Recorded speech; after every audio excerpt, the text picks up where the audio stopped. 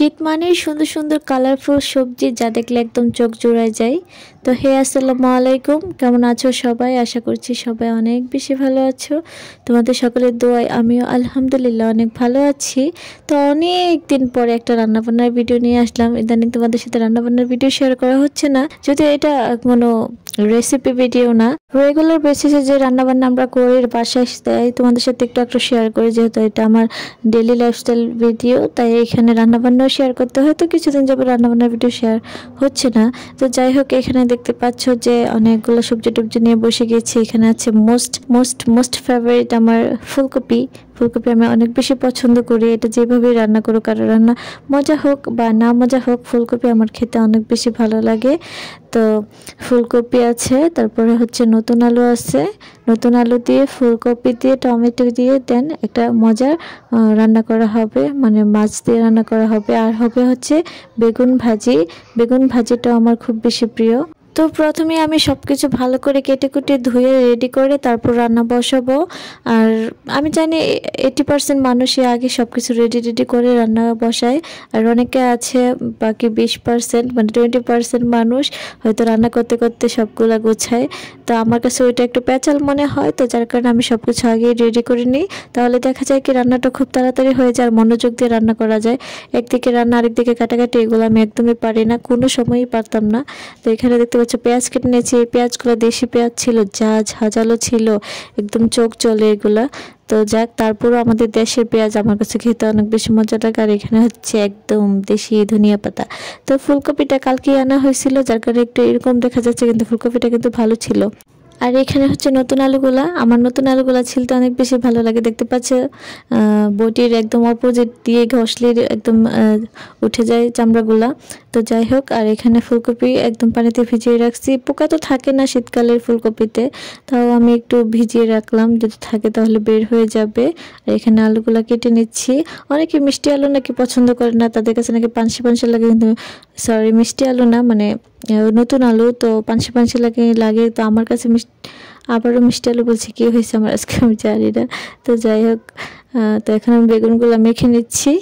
বেগুনগুলো মেখে প্রথমে বেগুনগুলো ভাজি করে নেব। গরম ভাত দিয়ে বেগুন ভাজা যায়, এত মজা লাগে। অনেকে হয়তো অ্যালার্জির জন্য বেগুন খেতে পারে না, কিন্তু আমার আবার মাশাআল্লাহ বেগুনে অ্যালার্জি হয় না। তবে আমার সিমে অ্যালার্জি আছে, কিন্তু আমার বেগুনে অ্যালার্জি হয় না।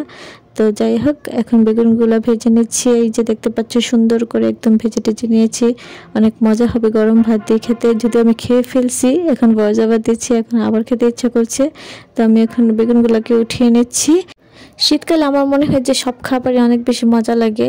আমার তো শীতকাল এত প্রিয়, রোদ উঠলে আরও বেশি প্রিয়, যদিও রোদ না থাকলে একটু খারাপ লাগে। তো শীতকালে আমার মনে হয় যে খাই, শুয়ে থাকি, শুয়ে মোবাইল টিপি, এটাই আমার কাজ। মনে আর কোনো কিছু করতে ইচ্ছা করে না। আর খাবারও কেন জানি এত বেশি মজা লাগে। শীতকালে আমি কখনোই ডায়েট করতে পারবো না, এটা শিওর। তো এখন আমার বেগুন ভাজিটা হয়ে গিয়েছে।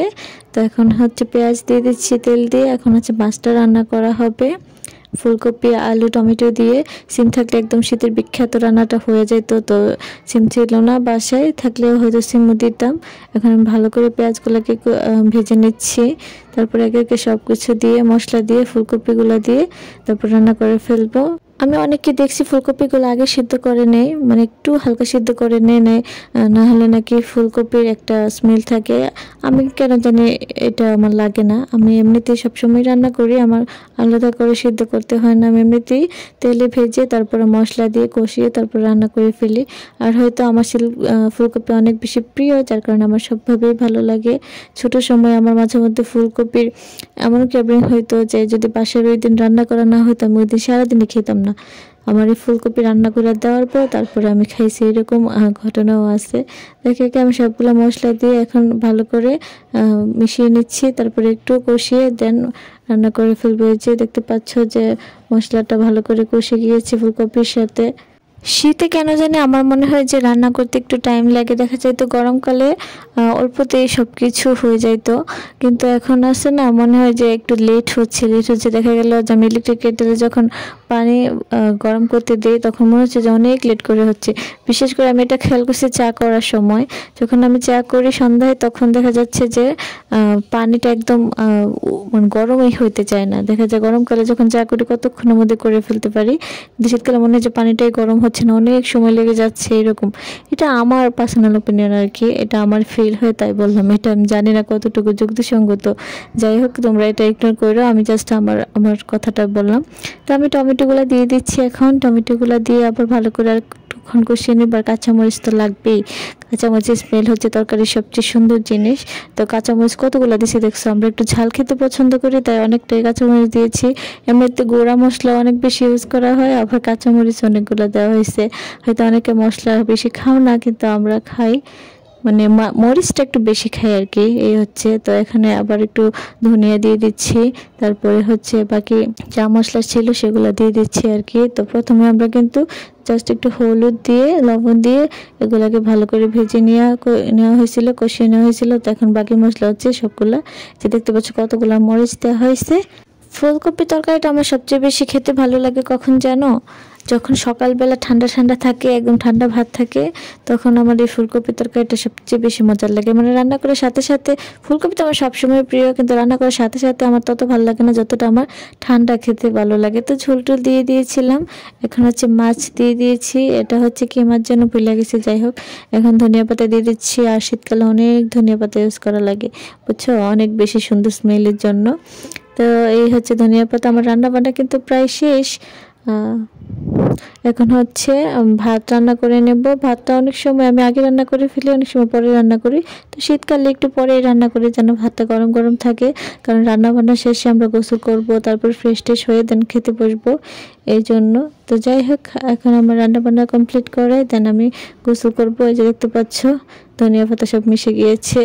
গরমকালে রান্না করাটা আমার কাছে যত বেশি বিরক্ত লাগে, শীতকালে ঠিক আমার রান্না করাটা তত বেশি ভালো লাগে। কারণ রান্না করার সময় যে হিটটা গায়ে লাগে, এটা মনে হয় যে অনেক আরাম আরাম লাগে। তো এই কারণে শীতকালে আমার সব কিছু প্রিয়। খুব বেশি শীত না, মানে বাংলাদেশের শীত প্রিয় আমার, আবার অন্য কোনো দেশের শীত আমার প্রিয় না। এটাই, আমাদের দেশের শীতটাই অনেক বেশি মজার। তো এখানে আমার সব রান্না বান্না শেষ, দেখতে পাচ্ছ বেগুন ভাজাটাও খুব বেশি মজা মজা হয়েছে, ইয়ামি ইয়ামি হয়েছে আর কি দেখতে। তো এখন আমি বেগুন ভাজা দিয়ে ফ্রেশ ট্রেশ হয়ে ভাত খেতে বসে গিয়েছি। তো যাই হোক, তোমরা সবাই অনেক বেশি ভালো থেকো, সুস্থ থেকো, তোমাদের সাথে আবার দেখা হবে অন্য কোনো ব্লগে।